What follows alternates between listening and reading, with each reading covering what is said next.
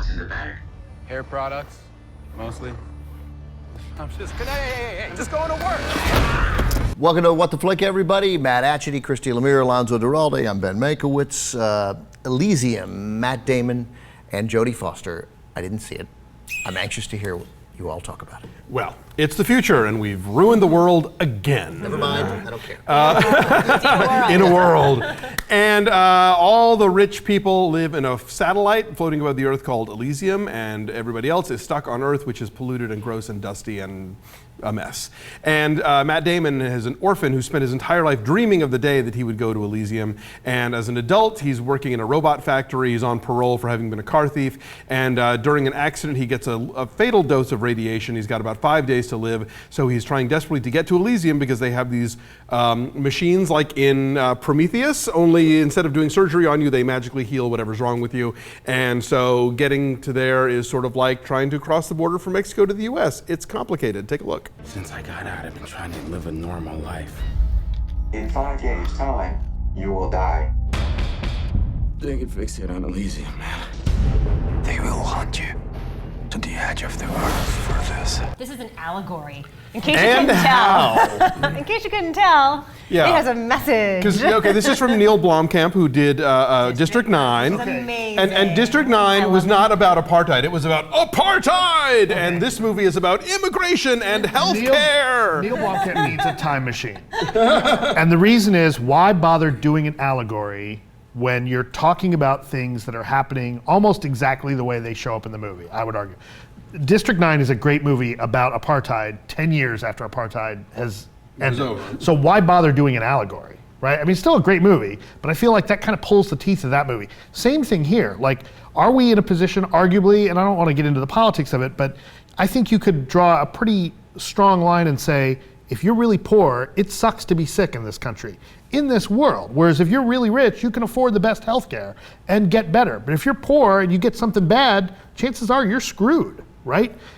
And yes, are there lots of illegal immigrants trying to come over the border to reap the benefits of healthcare and an economy that's better than where they live? Yes. So why do an allegory about it? That's the biggest problem I had with this movie. Like, I felt like allegories, sci-fi allegories.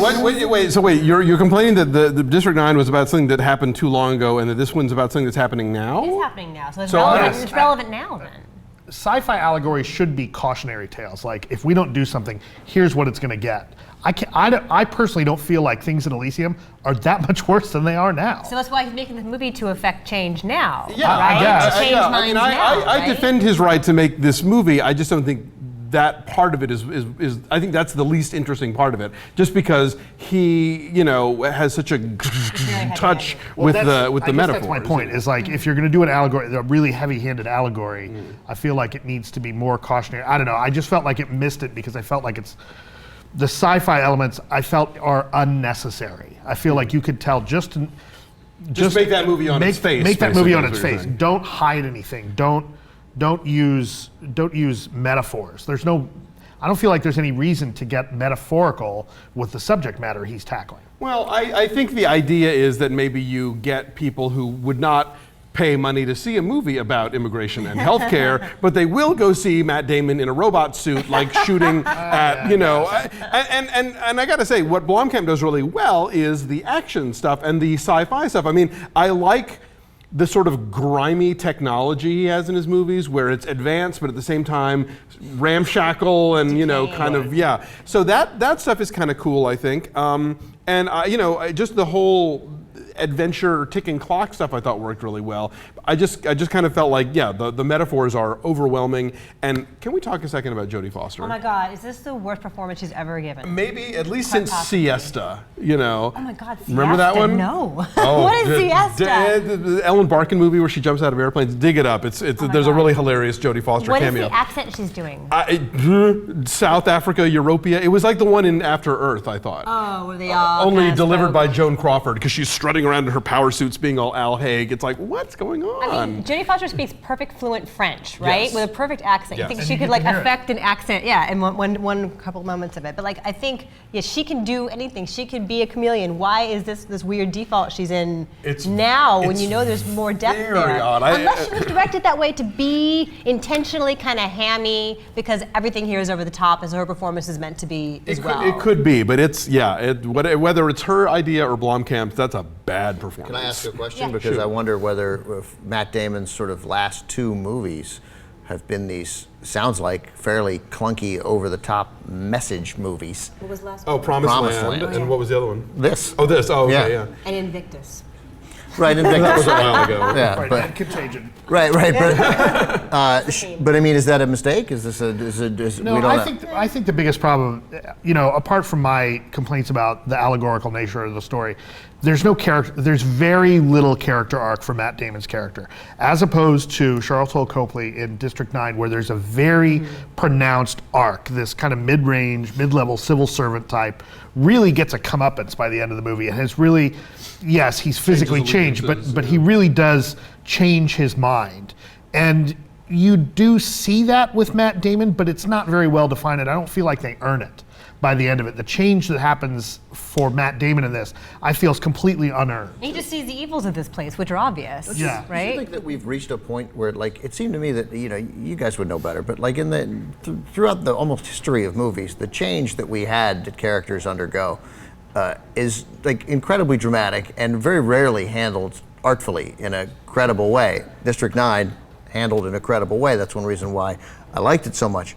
And then now that sort of we've got these morally ambiguous characters that sort of led by television, but now we see them in movies, that they don't even, the characters really do nothing. They move from A to A minus. I don't even Yeah. know that Matt Damon has anything to learn here, because it's not like he's part of the power elite. He's part of the struggling, proletariat, basically. And his whole thing is about trying to, save himself and maybe save some other people. But it's not like he goes from being selfish to suddenly becoming concerned about others. I think he's always concerned about others. No, so I I don't know. I mean, it was an interesting character, but I just don't know that it goes anywhere. I don't know that he's that different mentally at the end than at the beginning. I think that there's some clues in there that you're supposed to think he's very selfish. And then lives by by the end, himself. he lives by himself. When the girl's telling the story about the hippo, like he's got these questions like, well, what's in it for the hippo? Like when the little girl's telling the story, That's true. I feel like you're Save supposed all to think. mankind But afterwards.